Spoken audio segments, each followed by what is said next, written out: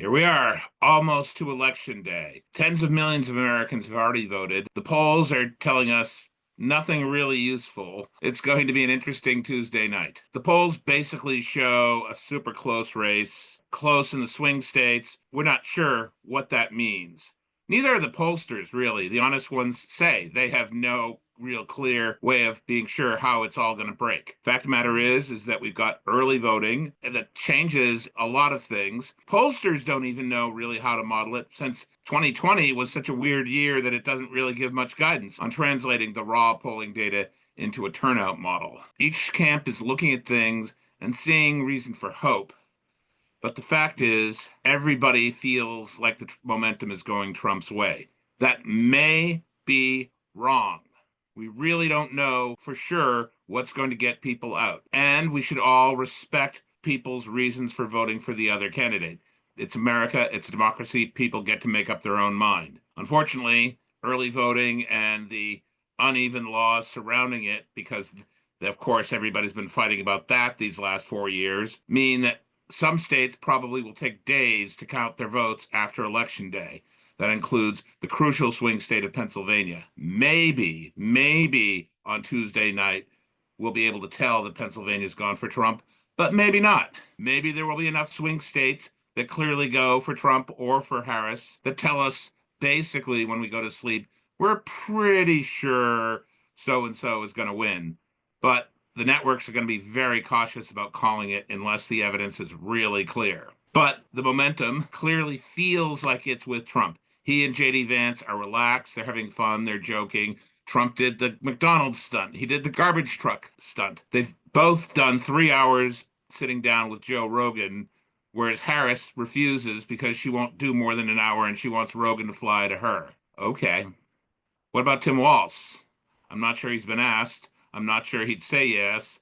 Again, they're just not as comfortable in their skin speaking at a stretch. Feels like the Democrats are panicking, rightly or wrongly. Again, we don't know. They're resorting to lies, I would say. Again, Harris's entire campaign rests on the idea that Trump would pass a national abortion ban, which he says he doesn't want to do. He says he'd veto it if it passed. There aren't the votes in the House and Senate to pass a law either way, and there won't be for probably the rest of this decade at least, unless public opinion shifts drastically. There's just not a majority for a pro-choice law or a pro-life law at the federal level, and there's not going to be. But Harris centers her campaign on this idea that Trump is secretly planning to ban abortion nationwide. That doesn't mean that a woman who or man who just wants to send a message on abortion doesn't have the right to vote for Harris. But it's a weak read. It's a very weak read, given how little we know about what Harris really wants to do herself, other than her career as a left-wing Hollywood, California Democrat. Trump and Vance have been clear about what they want. They really want to close the border. She says she does, but she's been in an administration that's opened the border in the first place after Trump had it closed. It's hard to believe anything she says, but here we are. Again, well, everyone thinks they know anyway what Trump wants. Some people think he's going to cause a fascist takeover. Again, I'm not sure what the basis for that is, since he wasn't very Hitler in his first 4 years, and there's no real reason to think he'll be very Hitler in his second. Harris, again, she's kind of run away or had her aides declare that she no longer believes pretty much everything she declared when she ran in 2019, 2020. But it doesn't really tell us what she wants, except, her word salads, which only just talk around in circles.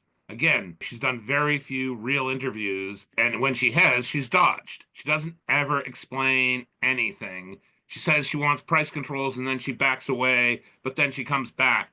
Price controls might be key. It's maddening. Trump can certainly be confusing in what he says when he talks on and on and on and on, but at least there's a record there. With Harris, it's really a mystery. My guess is that, as in most years, late deciding voters will break against the incumbent, and Harris is the incumbent, however much she tries to hide that fact, which again makes me think that Trump will win, even if it takes a few days for the votes to be counted. But I could be completely wrong, because again, we don't know what we don't know. And we're just going to have to wait and find out. For more stories like these, be sure to subscribe to the New York Post right here on YouTube.